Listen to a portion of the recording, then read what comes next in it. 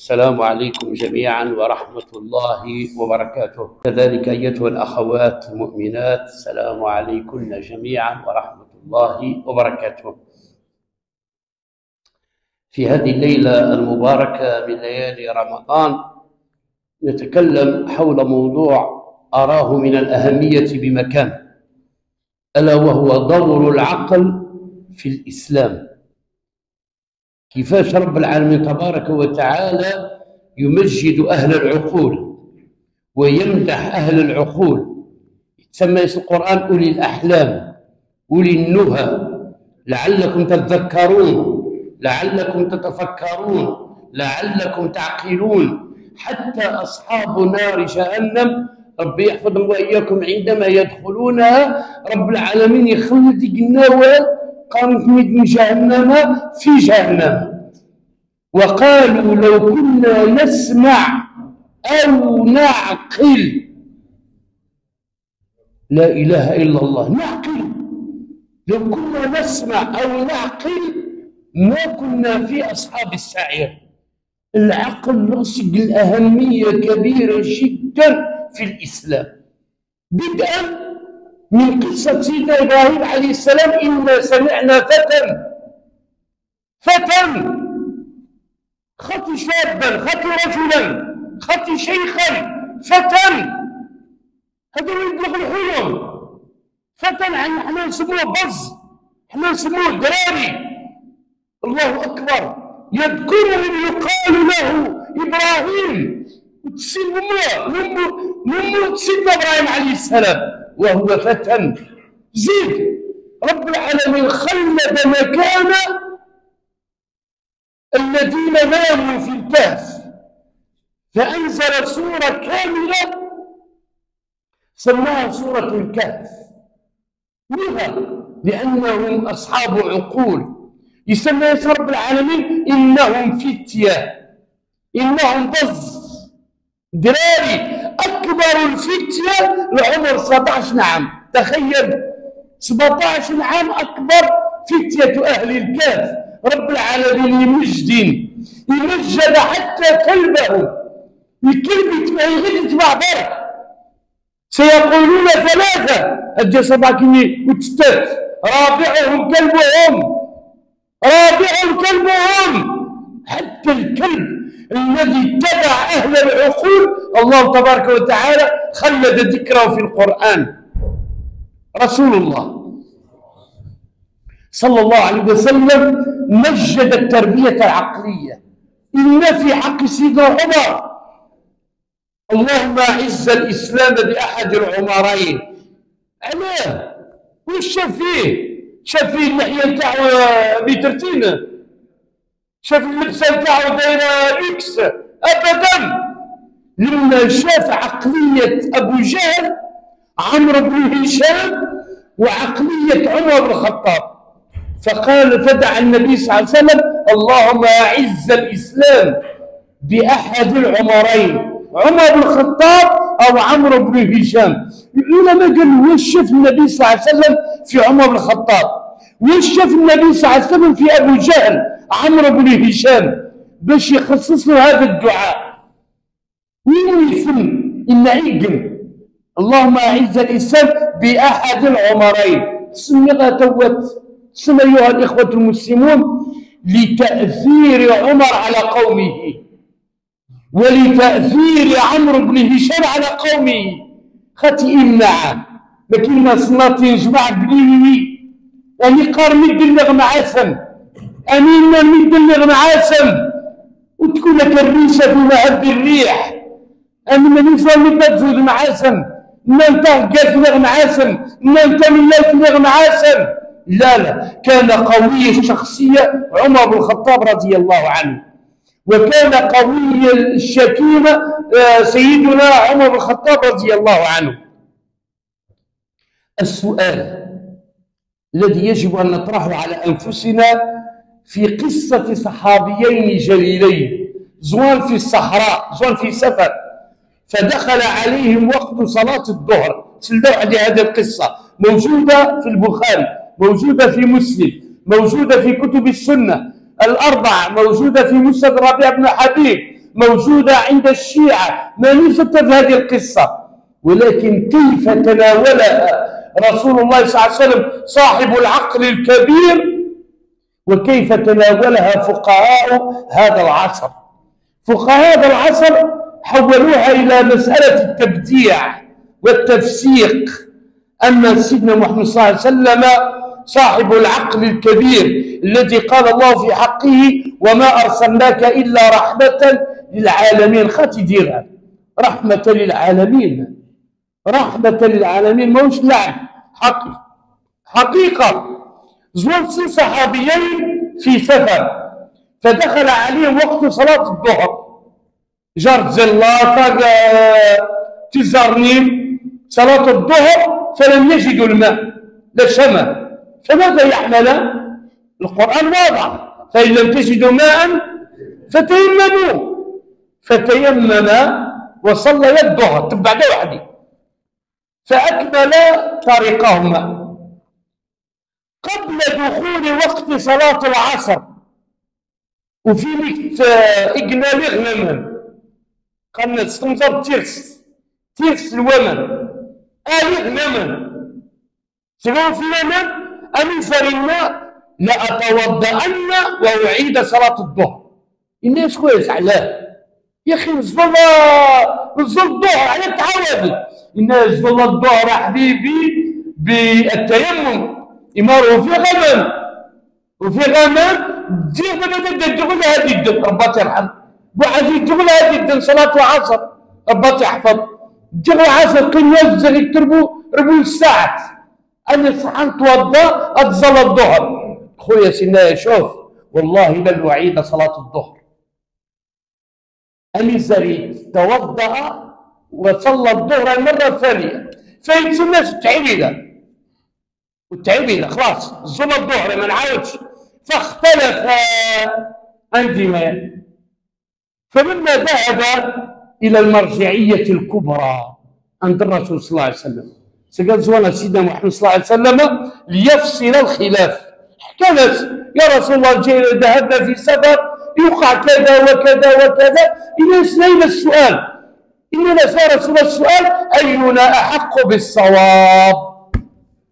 من ما يصلحك؟ يبدأ سيدنا محمد صلى الله عليه وسلم الناس من الذي أعاد منكم الصلاة؟ أمين زال يسمى مرفوس الناس أنا يا رسول الله. متى سيدنا الرسول صلى الله عليه وسلم الناس لك الأجر مرتين. وش عليك؟ صح عليك لك الأجر مرتين، مرة صليت الظهر بالتيمم ومرة صليت الظهر بالوضوء، لك الأجر مرتين. طبعا ما دام الناس لك الأجر مرتين فيتسل عنده ويعاود ظلت.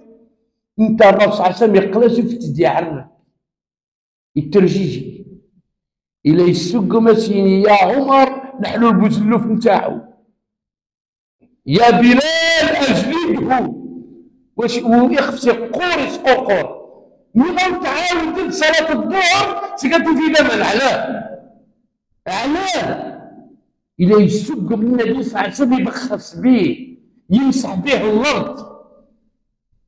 فنظر إليه النبي صلى الله عليه وسلم وتبسم في وجهه. الناس أما أنت لم تعيد الصلاة؟ الناس نعم يا رسول الله. أي تسامح يا رسول الله، توبة يا ربي توبة يا ربي توبة يا ربي يستر. سمعت سيدنا محمد صلى الله عليه وسلم الناس أما أنت فقد أصبت السنة. الله أكبر. أليس الناس لك الأجر مرتين؟ حشاها. أما في سن الناس قد أصبت السنة، دخل على النبي صلى الله عليه وسلم مختلفين فخرجا متفقين. هكذا العقول الكبيرة. العقول الكبيرة هي التي تجمع، هي التي تحتوي. العقول الصغيرة هي التي تفرق بين المسلمين الآن في هذا الزمان. الشيخ بالكبير الله يرحمه الشيخ أدران في كل سنة نزوره كان من كلماته البسيطة عندما نجالسه يقرأنا الماعون الكبير. وش فيه نعم فيدي؟ لكن الماعون الكبير ما يقرقبش والماعون الصغير يقرقب. والحديد قياس، وشي تقرقي بيد مع تاع شركس، مع تبزقيده، مع يزعلات، مع يعزبن، مع الاعيان، مع ندم، مع الجيرانس، مع تنبطس، مع ترويس، تسم بان عقله صغير. عقول صغيره اللي تتقرقب، اما العقول الكبيره الله اكبر. زيد الرسول صلى الله عليه وسلم، تخيلوا ايها الاخوه التربيه العقليه في الاسلام. اسس قياده الجيش لمحاربه امريكا ذلك الزمان عند الروم وعمره 17 سنه. وعمره شحال؟ 17 عام. الله اكبر. سيدي وسيدكم اسامه بن زيد رضي الله عنه 17 عام اعطاني النبي صلى الله عليه وسلم القرار باش يقود الجيش لمحاربه امريكا ذلك الزمان عند الروم. وفي الجيش ابو بكر وعمر، وما ادراك ما ابو بكر وعمر. لا في الجيش يمشون تحت امره ابن 17 سنه. علاه؟ علاه ايها الاخوه المسلمون؟ لاننا نحسب كل انسان منا عنده عمران. كل جنس انسان من كاع العالم كامل نغرس عمران. يقول عمر نحسبه جميعا، نحسبه كاع، نتسمى يصل العمر الزمني. العمر الزمني قال 30 عام العمر في الشهاده الرسميه، في جوازات السفر، بطاقه التعريف، شهادات الميلاد. العمر الزمني بالنسبه للدوله الجزائريه العمر 30 عام. يلا نوض. لا اله الا الله. وهناك عمر اخر الناس لا يحسبونه، لا اباء، لا امهات، لا عشائر، لا مجتمعات عربيه ولا مجتمعات غير عربيه. تسمى يسفي علم النفس العمر العقلي. كم عقلك؟ كم عقلك؟ كم نمو عقلك؟ كم يزن عقلك؟ يمر في هذا الزمان الناس يحسبون العمر الزمني. قال العمر الزمني عمر 25 سنه، السمن مسألة شر. أذكر متى كرة تزوجت. علاه؟ عمر الزمني يود 25 عام، يود 30 عام، يلا تزوجت. بس العمر العقلي الناس لا يحسبونه. واتحدى ابن كعيل المعايا يقيم المعايا ذا، اتحدى ابن شو بنص عزيزه عليه يعطيها لواحد ما عندوش بيرمي. السوزان صرتي لها ميغا طوموبيل عزيز. اتحدى ابن شو طوموبيل عزيزه تعطيها لواحد ما عندوش بيرمي. سيلا قال صردي ما كانش صح. واتحدى ادي سيدي نادي طبطب غركم باغي تزوج بنتك وتمد له بنتك اللي عزيزه على السياره وما عندوش بيرمي تاع العلاقه الزوجيه، ما عندوش بيرمي تاع الحياه الزوجيه. ويسين مسكين فارغ صح، بدون فارغ مش نشره. الهم نتاعو في الزواج الكسيمه، الحطه، البرنوس، البارود، يدير العود. شحال من وليمه هز بلا وحط بلا إيشا. كم من وليمه، كم من شخصيات، شحال نعرف من الناس. بصح مسكين ما يعرفش يتعامل مع الزوجه نتاعو. والزوجه كذلك تلقاها فارغه. التربيه العقليه بالنسبه للاولاد والتربيه العقليه بالنسبه للبنات. حتى تيزت مسكينها، تيزت لهمس اورا، لهمس الاسواري، لهمس فرقاني، لهمس واش تلبس قدام الناس، حتى لبسه. ومن بعد كل الناس ينفضون، كل الناس يروحوا لديارهم، مع تلاقى فارغ مع فارغه. بعد شهر، بعد سنه، هذا معون فارغ يقرقب، وهذه عندها معون تاع فارغ يقرقب. بعد سنة تلقاهم في المحاكم. على بالكم أيها الإخوة، ورقلة تعتبر الأولى في الوطن الجزائري في نسبة الطلاق والخلع.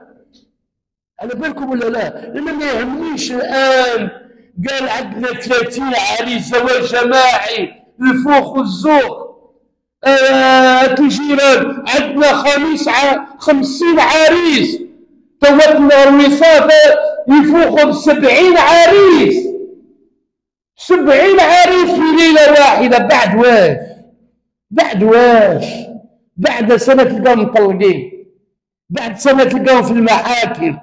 علاه؟ لأن فارغ تلقى مع فارغة، وفارغة تلقى مع فارغ.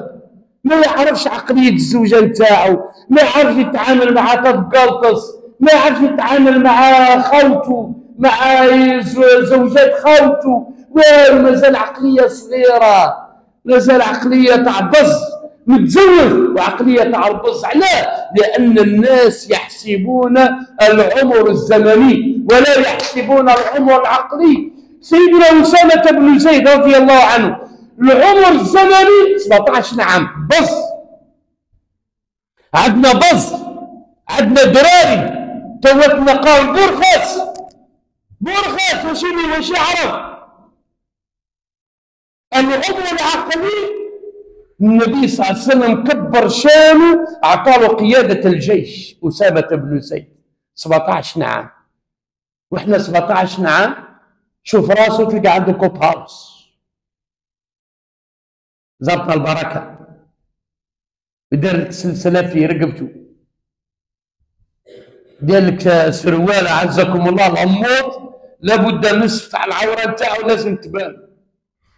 الأموط سولوا لماذا خلقك الله؟ يقول الله ماني عارف، أنا واش خلقني رب العالمين؟ والله ماني عارف. واش أي هدف في الحياة؟ والله ماني عارف.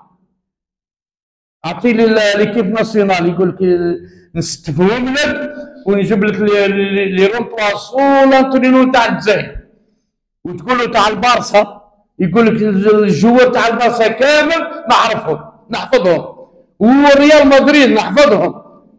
وكي تسولوا هذه قصه واقعيه في الجزائر، لا جوناس تاع الجزائر لما سولوه هذا كياش راه يمهد له الجوار تاع البارسا يعرفهم، الجوار تاع الريال يعرفهم، ليكيب ناسيونال يعرفهم. لما قال له المنشط اذكر لي ال10 مبشرين بالجنه، قال له اسمح لي الشيخ السوق هذا خطيني، السوق هذا خطيني. قال له شكون ساعة ال10 مبشرين بالجنه شكون؟ قال له هذوك اللي يمشوا مع النبي صلى الله عليه وسلم. تقصد الاخوانجيه، الاخوانجيه. قال له هذاك السوق خطيني، ماهوش عارف مسكين، تايه. شنو ما يروح المعلومات، يروح المخدرات، يروح الارهاب، يروح للجبل، يروح يكسر، يروح يدير حاله بين الحراش والرويصات، يروح اي الحوايج دي كالريشه في مهب الريح. الله اكبر. على بالكم التربيه العقليه حتى في المذهب الاباضي في الزمان الماضي كانوا يربوا العقول، تخيل قطب الأئمة الشيخ طفيش رباه يرحم العمر 17 سنة بدأ في تأليف الكتب، 17 عام الشيخ طفيش، 23 سنة الشيخ بيوض رباه يرحم في القرارة، 23 سنة العمر كان من أبرز العزابة تاع مدينة القرارة في وادي ميزان، 23 سنة. ويجي واحد من المشايخ شيخ حلقة العزابة في القرارة يقولوا له الشيخ عبد الله أبو العلا، هذا شيخ الحلقة. لما التمس الذكاء والفتنة من الشيخ بيوض نهار الجمعة ولا في الأيام العادية نحالوا هبط من الكرسي يزقى ميدان ليلة بيوض إبراهيم بز دراري الناس ريحة شنو الشيخ الشيخ الحلقة الشيخ كذا الناس ولا تشورش ريح دامي ربي عم يفتح خفش الشيخ اسمتو زميد الفايت. الشيخ نفس السيناريو يجي الشيخ بيوت مع الشيخ الناصر باطر عنه تسلخ السينيس من الشيخ الناصر. اول درس الحياه، اول درس حياه يجي داور قرن في عام 61 للاعزاء المسجد العتيق. تمسكيده كامل ما كانش من تريح وسود كامل يدم باش تاسلم الشيخ بيوت. سقيرية الشيخ بيوت يا عزاب المغاشر في ذاك الزمان قبل الاستقلال يزقى ما إلا الشيخ الناصر مرموري يفض سماس يزاز طبلاص الناس ريح له الناس نعم الشيخ الناس ريح له يبيد الميكرو يساس الناس شاد درس دي مدة الشيخ ما كنت وجه الدرس السينما تسنينه الناس نسلم دا إلى سني مدة الشيخ دراودي الشغيماني التنمية البشرية الناس ولا تشاورغاش الشيخ هذا الأمر رحبتني الشيخ بيوت والهيبة تاع الشيخ بيوت شي كبير. أول درس حياة الشيخ الناصري يجي دور قرن لذلك قرر ديما خصها رجلا عامي لأنني ولدت فيها عالما عام 61. علاه الأردنيون قالوا لك المثل الشعبي رائع جدا. قال كبر ولدك يكبر صغر ولدك يصغر. كبر وليداتك العمر الزمني ديك شيشن بصح كبر له عقله اتصلع ديما درقس. صغر ولدك يصغر تتعامل داكشيش ازوا ديما داكشيش. قرن في علم النفس قاعدة تكتب ما من الذهب احذر أن تكون طفلا في سن 50. لا تدجعلك هكر زي ما قال شاتوار قال تور في السفر. قال العرب أجسام البغال وعقول العصافير. أجسام البغال تدي اللهم صل على النبي بصح العقل يستكشش عقلية تاع البز لكن ويت قيت الكاظو والتيسان يسلمك عرضك يسلاني شكويت تجي لساني والله ما نمشي في عرسك على جال تاغن جيت نعادي الناس على جال كاظو درت لي كاظو ما درتش الكاظو ما درتليش كاظو والله ما نشم كاظو. وهكذا الدنيا اللي كلا خرفان الناس يسمى الخرفان واللي كلا دجاج الناس يسمى دجاجو. نمس الشيخ بيوت ربي ترحم ديما نمشي نترحم ستمرة بصح تزيت عمري ونترحم 6 ساعة تزيت نمس الشيخ بيوت نمس الشيخ بيوت تسلخت بغدي فايت ستار ابراهيم ربي تحفظ ربي تشافى سلخت سينيس في الخمسينات او اظن ان لم تخن الذاكره في الستينات. نمس تلاميذ من الشيخ بيوت نمس بما اوتيت هذا العلم الغزير. الناس شكل العلم لاش رب العالمين يبارك برك حزنا 2 حروف رب العالمين يبارك ديسن تنمية تيجي رب العالمين. نمس كيف وصلت الى هذه المكانه. الناس فضل من الله بعده وفضل منك نمس كيف يا شيخ نمتش الناس منك مسكتو غدا بزاف تربيت قال يا بيوت ابراهيم لا تربي غاش تكون درجاز السيجور دير جازا السيجور دير جازا. الله اكبر يمار اكشيش ازوال الناس سيني ان تمنى غنوزع الكاد كنا نطلب عمر ربي ترحم الشيخ بيوت ربي ترحم الدس للناس السيني متى السيني بدا بيا موزع الكاد تكون الشيخ ابو اليقظان تكون المفتي زكريا السين الناس اعزام يزركيون وديك الاعزام الزوال بس اسي بابا شوف فاقوا يقرا بكري أسر زيد عرس. كم قتلنا أولادنا كم سحقنا أولادنا ديما توسويس أتكلم مصاب توسويس زليت توسويس الوضوء توسويس في الركعات السجدات ديما هاتلي جيران قبق بق بق بق بق بق لا شي كاع توسويس طهاره نص نص ما عندوش كاع توسويس التبط مصاب ديما حرس مش يركب توسويس يا يكفري انت غادي تصلى العشاء حدود مع غادي تصلي العشاء لا عزاء مع غادي زوان الشيخ بن سعيد مع غادي تصلي غرسن 4 مرات تصلى العشاء وديك السروين ويغا يتوارب باس توسويس ومدحرة حتى تقفل دحرة من وضوك يزوا وتسلم تفلا وتوضي ويعاون كلشي دنجيس كلشي دونجيس يا لطيف هذا عدد دفر مسكين توسوس او ولا موسوس بالله عليك ما زاد يعزم كيفاش زاد المخ يعزم الرياضيات الفيزياء العلوم الفلسفه التاريخ والجغرافيا هذا ديما حبس ديما حبس الزا مسكين حد ولد يفهم ليه يفهم شي تلوين الزار ربي ورحمته متى تقاريت وفي بح موليك يشاز ديني يوزكني يوزد الفهم تود قصة واقعية والذكرى الأسماء يوين استودت نانتيني دفل تيني تجد يزوي أو مادام تيني تسيد خلينا نديها الوليدات وراح نديها للجامع يزوي تمسكيدا يفد المعلم القرآن لا يستعزى بالقوم تروينا كاع ربي يفتح في اللسان يزوي ناصنا ويلي وكاع صدقوا الله يبارك سنتيني يمكن دلسس داكشي ساموديني لاتيتشي الناس هفكر الناس خشاتي الناس خايني ولا تشكي الناس حمالي كاريت ما تدار لطيف الناس ريايتنيو الناس مغا الناس كدا يكون ديستكشا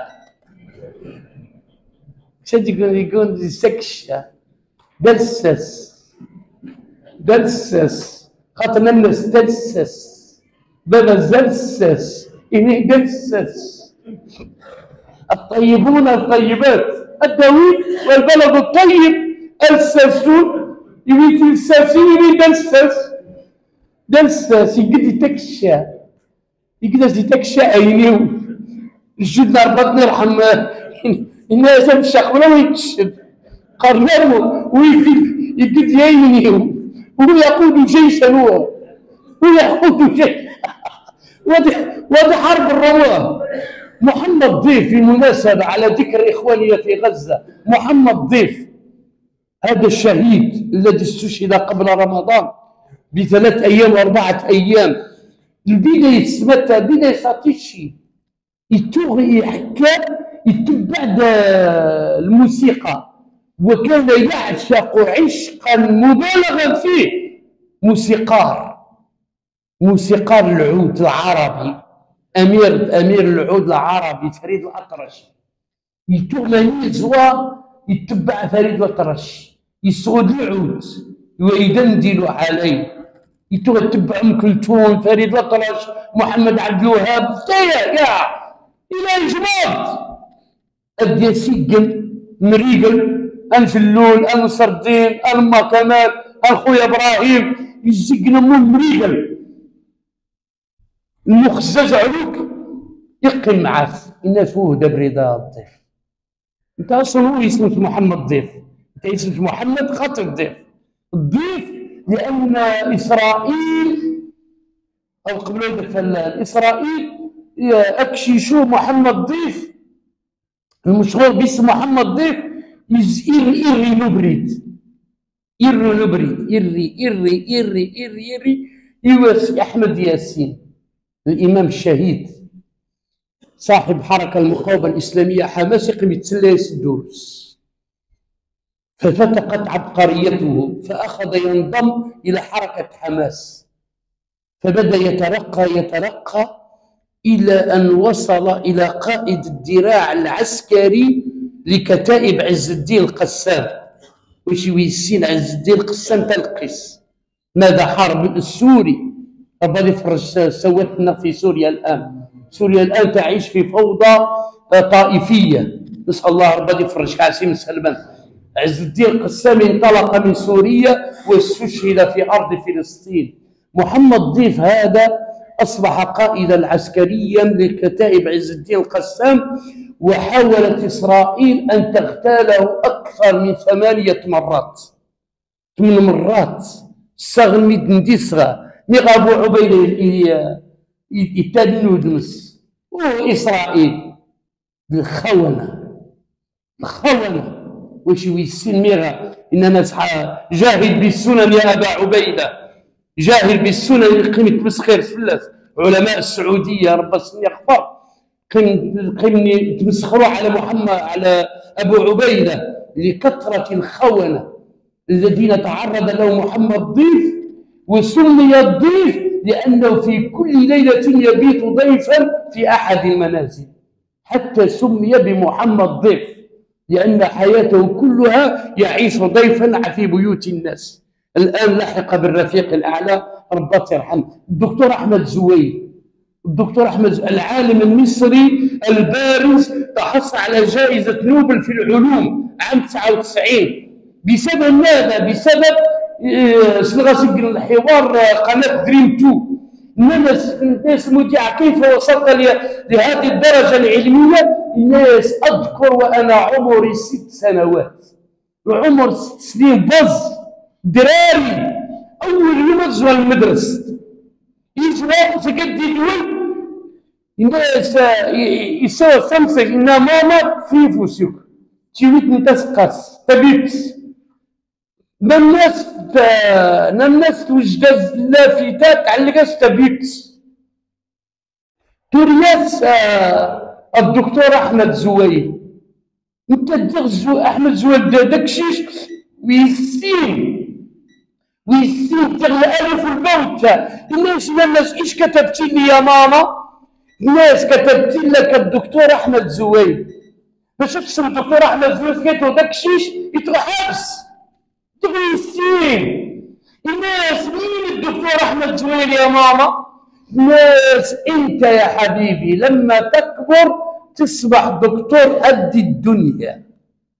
تعال الشمس كبر ولدك يكبر، صغر ولدك يصغر، ونسحقر تروينا أبوك تسميني كنا يكتب يا رب العالمين إني أباك مني غموك يا لما نكون نولي محامي نولي طيار نولي كذا وتصصني وصر الزايدة رز وصر الزايدة اللي يتمنى السعودي تلبس 400 السود ده المنيس والسحقار رب صغير علم كبيرا. ناكم صنطين الوقت داكشيش مع الزملاء يتفوخر يقراش ماما طبيبة وأبويا طبيب إلا نولي إن شاء الله لما نكبر نولي طبيب. أساسا هذا حديث هذا القرن اللي يكون شوفوا ديما يحمق إلا يقراش الزملاء سكشيشو يقراش بلا ذكي نمنا وذكية واش يجيبوا ذكي عند وش يطلق تشوفوا النيرفة الناس يا وليدي وإذا حمار تزوج حمارة واش يجيبوا؟ إما يجيبوا شوفوه كيما أنت ثاني يربح بيساول داكشيش جوابوا في فمه إلا طالبوا عمر الله يرحمه. وكاين ناس جوابوا في كمه وكاين ناس جوابوا عند امه. نكبر العقول تروينا ونصغر تروينا داكشيشا هذاك داكشيش العمر الزمني راني معاك بصح العمر العقلي انا عامل باللي تزعلك اساسا نقدرنا بعد 2005 كندرها 2100 كندرها قبل 100 عام كنا بعد 100 عام سوف نكون تحت التراب. هبط المشعل مجتمع الأمة خدمة الوطن خدمة الأمة الإسلامية تحرير فلسطين نكبر عند تاويل القيم ديكشيشنا حشو صلاة تزعل كان. الله أكبر. محمد بن أبي عامر يعني القصة طويلة والوقت داهمني يقول في دكشيش باختصار شديد وأعشق هذه الشخصية شخصية محمد بن أبي عامر الذي لم يجود الزمان بمثله أبدا ولا يحمي الثغور سواه كتب على قبره آثاره تنبيك عن أخباره حتى كأنك بالعيان تراه. تالله لم يجود الزمان بمثله أبدا ولا يحمي الثغور سواه. هذين البيتين نقشا على الرخام على قبر محمد بن أبي عامر الذي جعل له مسلسلات وأفلام. طبعا العرب شوهوا تاريخه، لكنه رجل لقب بخالد بن وليد في زمانه. بدأ خرج من القاع من منطقة في إسبانيا في الأندلس تسمى الجزيرة الخضراء في القرن الرابع الهجري. يجوا مع الرفقاء يطلبون العلم في قرطبة على السريع. تجاوبنا على بوابة قرطبة الناس اللي بدأ جئنا إلى قرطبة، إنا جئنا نطلب العلم. الناس أنا لم آتي لأطلب العلم بس، وديش أطلب العلم. الناس متى ما بديك تجارات ما بديك نشرب متى تولدك في قرطبة بدون العلم. الناس أطلب العلم وأطلب أن أحكم قرطبة. متى تقارن يكون لي تسويد الكاشيات لاباس ما نشربش الكاشيات مهلوسات. عشينا في جيبه ما كانش. الناس جئت لأحكم قرطبة في يوم ما. العمر 19 عام. هذا الشاب محمد ابن أبي عامر كيف تربتنا الناس. وراء كل رجل عظيم خطأ، وراء كل رجل عظيم أمه، ووراء كل رجل فاشل أي سمحتي الزنان زوجته. أنتصك ناس ترزي دار الرزق. اختايك أبا اختايك سي عزام اختايك تروك عزم تروك زعلكني اختايك بكالوريا ودمكون بكالوريا. هذا الشاب محمد بن أبي عامر. الناس يدخل يا السؤال الثاني: لو حكمت قرطبة يوما ما فليتمنى كل واحد أمنيته. وتتقارب الناس كل واحد يتمنى أمنيته. أميزري الصوت كاسن أميزري الناس لو حكمت قرطبة وهذا من المستحيلات فاجعلني واليا من ولايات الأندلس. الناس محمد بن أبي عامر الناس لك ذلك أشكي فيتسن الناس إن حكمت قرطبة يوما ما وهذا من المستحيلات فاجعلني رئيسا للحسبة. رئيس الحزب يعني بتعبير العصر وزير المالية. الناس في ثلاثة هشكي الناس يجعلني رئيسا للشرطة إن حكمت قرطبة. الرابع هشكي الناس إن حكمت قرطبة يوما ما وهذا من المستحيلات فاجلدني 100 جلدة وعرني يعني اشتر العورة نتاعي عرني وأركبني فوق حمار أجرب وشيعني في شوارع قرطبة. الناس لا كذلك باش نتسس ميدان ونتسس سروين ما تضحكش. قرن يعرب الدين الرجال حق الرجال يموت دليل حق الرجال يموت دليل. ومرت الأيام بدهائه وعقل الواسع. طبعا الحكاية طويلة. بدهائه وحكمته وعقله بدأ يترقى ويترقى ويترقى إلى أن وصل حاكما لقرطبة حتى لقب بالحاجب المنصور في زمن الخليفة المؤيد بالله ابن الحاكم المستنصر حفيد عبد الرحمن الداخل حفيد عبد الرحمن الناصر آخر خلفاء بني أمية في المشرق العربي لتتحول الخلافة الأموية من المشرق إلى الأندلس. في هذا الزمان أصبح الحاجب المنصور يسمى محمد بن أبي عامر وغزا النصارى 57 غزوة. تخيل 57 غزوة لم يهزم في غزوة واحدة حتى لقب بالحاجب المنصور لأن النصر يمشي تحت ركابه. وفي كل نهاية معركة كان ينفض لباسه العسكري. أتجمع الغبار المعارك. في آخر عمره إلا يمكن نشد الغبار برك. فأوصى أولاده الناس إذا مت فاجعلوا هذا الغبار ما بين كفني وجسدي حتى ألقى بها الله. أسنا حاربت في سبيل دينك وجاهدت في سبيل دينك. هذا الرجل أيها الإخوة المسلمون أقسم في يوم من الأيام لأنه أرعب أوروبا كاملة. هذا الرجل العظيم إن والله لأجعلن المرأة في أوروبا تنوم ولدها وتقول له من يا ولدي وإلا أتيتك بمحمد بن أبي عامر. لأنه بعبع رعب، بعبع رعب. مش يزر ما كيسرق هذا تروين تلخرت وسينا طنزا. انت المرأة في أوروبا تنوم ولدها خوفا تخويفا من محمد ابن أبي عامر. هذا الرجل العظيم للأسف الشديد المسلمون لا يعرفونه، المسلمون يجهلونه.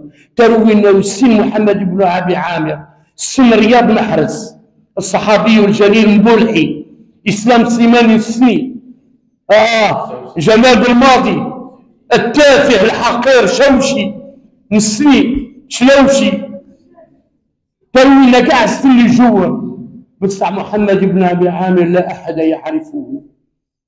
لما مات بعد 4 قرون يسد ملك إسبانيا ألفونسو إن ضعوا سريرة من الذهب على قبر محمد بن أبي عامر ليحس في لحظة بنشوة النصر. من بعد ما يهوس السرير إن والله لو تنفس هذا الرجل في قبره لما أبقى على واحد منا على قيد الحياة. متى نخلق لا يدر ويتقي يقني لا يدر في حياتنا. هذا الرجل العظيم كيف ربته أمه على الطموح، كيف ربته أمه على الهدف. أنك رجل عظيم، العمر الزمني صغير ولكن العمر العقلي كبير. دور التربية العقلية في الإسلام فيها مجال كبير والحديث ذو شجون، ولكن الوقت يداهم. نسأل الله تبارك وتعالى أن يكبر عقول أبنائنا. وفاقد الشيء لا يعطيه، فاقد الشيء لا يعطيه. كبر عقلك أيها الولي، أيها الآباء كبروا عقولكم لنربي أولادنا بالعقول كبيرة. أما أن يكون الأب عقله صغير ويريد أن ولده عقله كبير هذا من المستحيلات السبع. فنسأل الله تبارك وتعالى يرزقنا وإياكم العقل النافع في حياتنا، وأن يتقبل الله منا ومنكم الصيام والقيام وقراءة القرآن. ربنا آتنا من لدنك رحمة وهيئ لنا من أمرنا رشدا. وصل اللهم وسلم وبارك على سيدنا محمد، وآخر دعوانا أن الحمد لله رب العالمين.